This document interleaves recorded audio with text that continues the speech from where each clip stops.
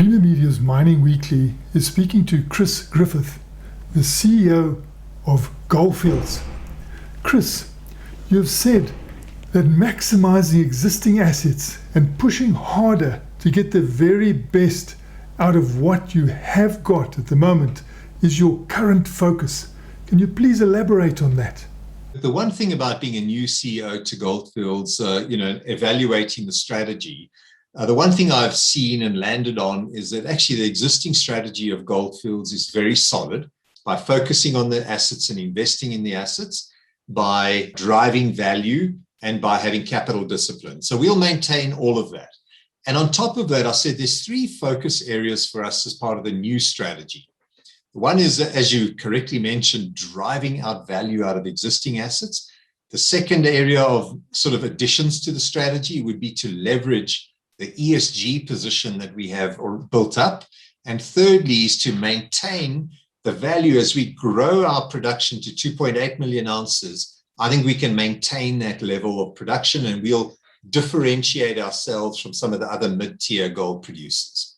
So those are the three focus areas, and you've correctly highlighted one of those is around driving value out of existing assets. So I'll talk a bit about that.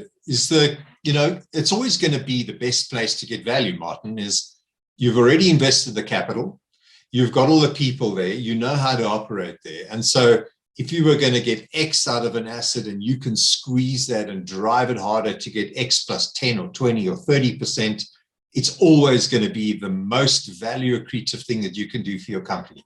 So it's with that logic that we say that Goldfields has had sort of a good focus on business improvement and driving value out of assets, but we think that we can take that to a whole new level, building on what has gone before us. So driving, and it depends on what that may be.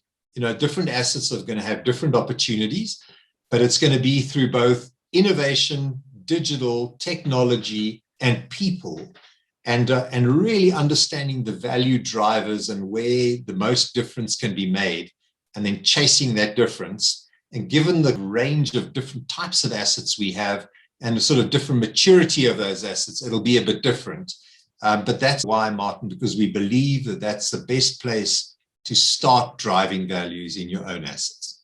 What modern methods are there that can help with actually maximizing existing assets? Digital has got great opportunities to, let's say in your processing plants or your big items of equipment, where you can use advanced analytics to be able to predict the performance of your equipment and to make sure that you are maintaining in time, but also you understand how far you can and how hard you can drive your equipment.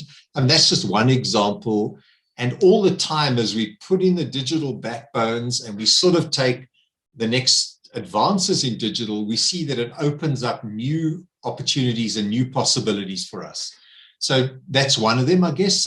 You think about technology, the various equipment technologies that you've seen, more remote working, more ability to use technology without people being on it, using technology to help the operation of that equipment be much more precise.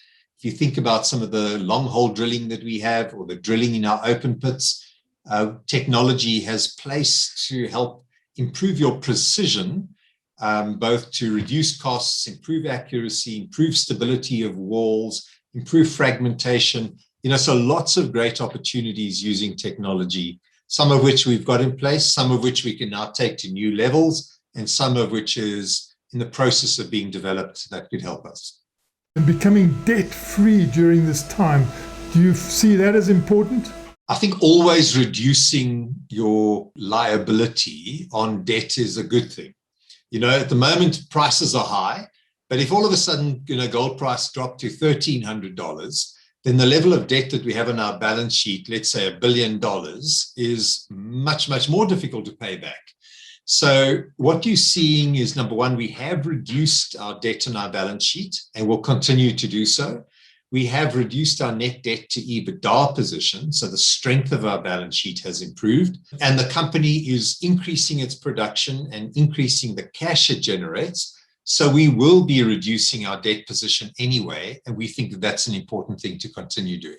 I just wanted to check on this level that you've got, the insight into your $1,300 per ounce barrier. Given that that the cyclicality of precious metal prices, they're fairly strong now, but they won't always be strong. And there may be times when they're much weaker. And the only way in our view, for a company to be consistently profitable is to make sure that you run your business either to make sure you're in the first half of the cost curve, or to make sure that you are absolutely below what a long-term price could be. And a fairly conservative long-term price could be $1,300. So we are saying to our own assets and to anything that we buy, therefore, you've got to make a return that we have the hurdle rates that we have at $1,300. That means when we try to convert resources to reserves and to bring those into our books, we don't try to raise the level to, like, say, 14 or 1,500 just because the price is high now. Because what you'll do is you'll bring incrementally less valuable production into your portfolio. And there may be times when that stuff is loss-making. There may also be projects that you invest, if you don't have that discipline, that you invest in that, like, halfway through the cycle, you find out you're loss-making. So it's with that view, because it's a long-term potential low gold price, we've got to make sure our projects are profitable even at that rate. That means through the cycle, we will be profitable. That was Creamer Media's Mining Weekly, speaking to Chris Griffith, the CEO of Gold Fields.